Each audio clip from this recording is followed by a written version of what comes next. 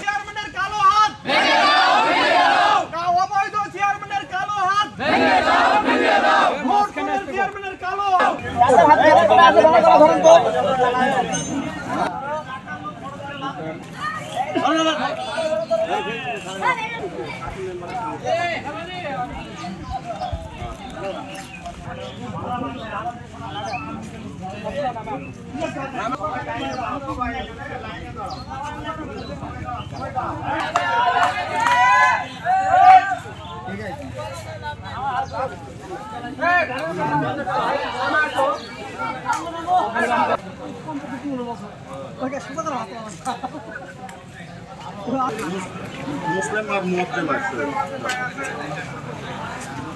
গ্রামের কৃষক মানুষ বাজার করতে আসে, দেখি এই চেয়ারম্যানের অন্যায় অত্যাচার।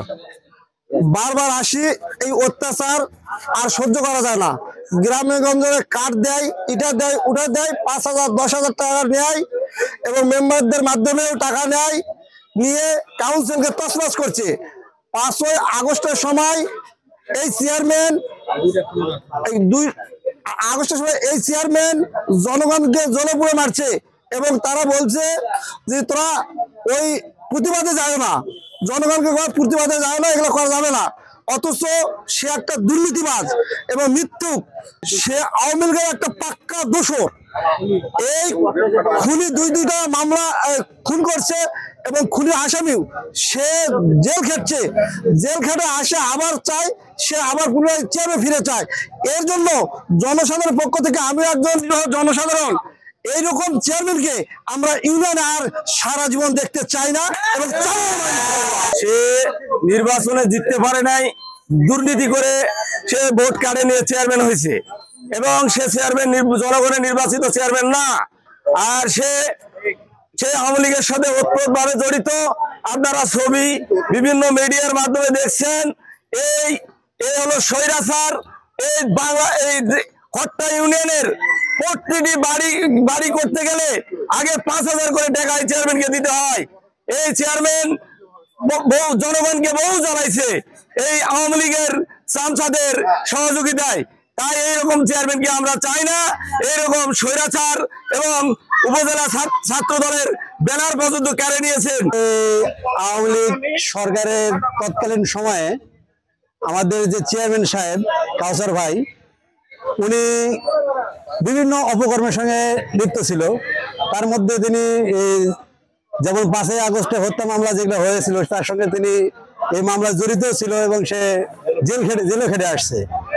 ঘটনা হলো, আমরা অনেক কষ্ট করে এই দেশটাকে আবার নতুন করে স্বাধীন করছি, কিন্তু স্বাধীন করে যদি আবারও যদি খুনিরা যদি এসে আবার ক্ষমতায় বসে, তাহলে এটা কেমনে হয়?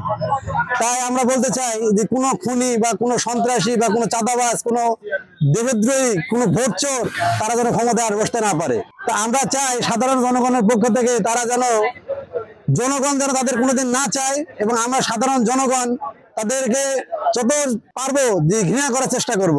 অবৈধ চেয়ারম্যান, অবৈধ নির্বাচিত এই চেয়ারম্যান কাউসার চেয়ারম্যান আবার এই ইউনিয়ন পরিষদে পুনরায় পূর্ণ বহাল হওয়ার জন্য চক্রান্তভাবে ইউনিয়ন পরিষদে সে ক্ষমতায় বসতে চায়। কিন্তু এই খট্টা মাধবপাড়া ইউনিয়নের সর্বস্তরের জনগণ কখনো এটি মেনে নেবে না। সে বিগত সময় সে জনগণের উপর নিপীড়ন, নির্যাতন, অত্যাচার করছেন। সে ভূমি দখল করছেন, সে ভূমি দখলদার এবং সে সরকারের যে রাষ্ট্রীয় যে অনুদানগুলো সে জনগণের মাঝে সুষ্ঠুভাবে বন্টন করেনি। এই জন্য আমরা পুনরায় চাই এইরকম যারা অপকর্মের সাথে জড়িত আছে তারা যেন পুনরায় এই পবিত্র এই জনগণের আসনে তারা যেন পরিকল্পিতভাবে তারা যেন সে যেন এই চেয়ারম্যানের পদে যেন আসতে না পারে। ওয়ালটন এখন দেশের সীমানা পেরিয়ে পৌঁছে গিয়েছে 50টিরও বেশি দেশে। ওয়ালটন, ঘরে ঘরে, বিশ্বজুড়ে।